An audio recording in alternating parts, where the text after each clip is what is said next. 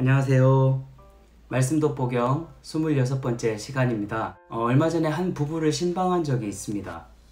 두 분을 보면서 여러 면에서 다르다는 것을 느낄 수 있었는데요.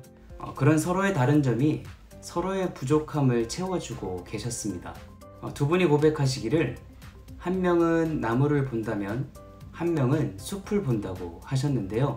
한 사람이 아주 작고 실제적인 것을 보는 눈을 가졌다면 한 사람은 한 발짝 물러나서 더 크게 보는 눈을 가졌다는 것이죠.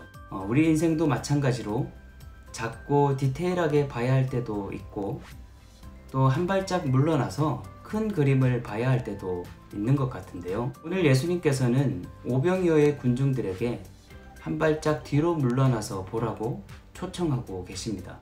우리 모두 함께 그 이야기 속으로 들어가 보도록 하겠습니다.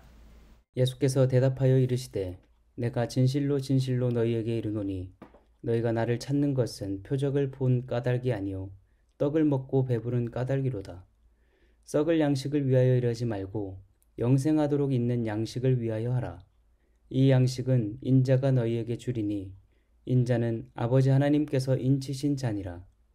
그들이 묻되 우리가 어떻게 하여야 하나님의 일을 하오리이까?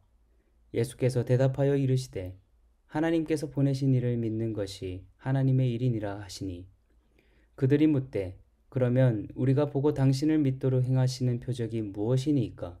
하시는 일이 무엇이니이까? 기록된 바 하늘에서 그들에게 떡을 주어 먹게 하였다 함과 같이 우리 조상들은 광야에서 만나를 먹었나이다.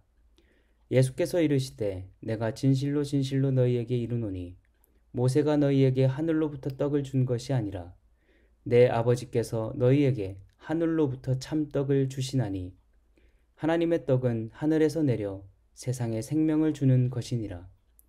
그들이 이르되 주여 이 떡을 항상 우리에게 주소서. 예수께서 이르시되 나는 생명의 떡이니 내게 오는 자는 결코 줄이지 아니할 터이요 나를 믿는 자는 영원히 목마르지 아니하리라. 아멘. 오병이어의 표적을 일으키신 예수님은 군중들에게 적잖이 실망하셨습니다. 왜냐하면 그들은 예수님을 정치적, 군사적 메시아로 보았기 때문인데요. 한마디로 자신들의 목적을 이루기 위해 예수님을 수단화했다는 것이죠. 그래서 예수님은 단지 썩을 양식을 위하여 살지 말고 영생하도록 있는 양식을 위하여 살라 말씀하시는데요. 그 양식을 위하여 산다는 것은 바로 예수님을 믿고 따르는 일이라고 말씀하십니다. 그 어떤 일보다도 예수님을 믿고 따르는 일이 가장 시급한 일이라는 것이죠.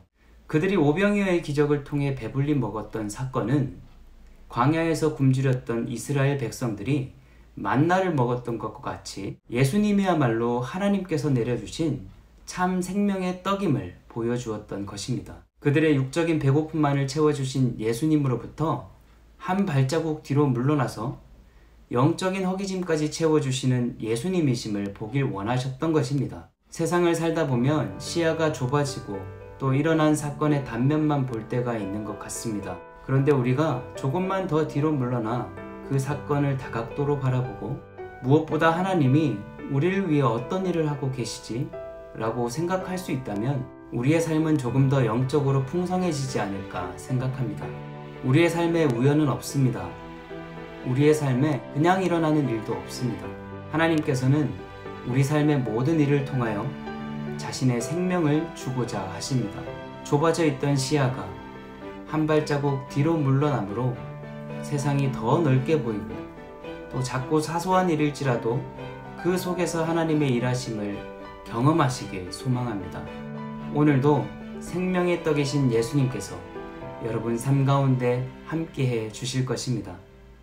생명의 떡을 보내주신 하나님 아버지, 우리 삶을 돌아보며 한 발자국 뒤로 물러나 하나님의 행하신 일들을 바라보고 하나님의 풍성함, 그 생명력을 온전히 느끼길 원합니다.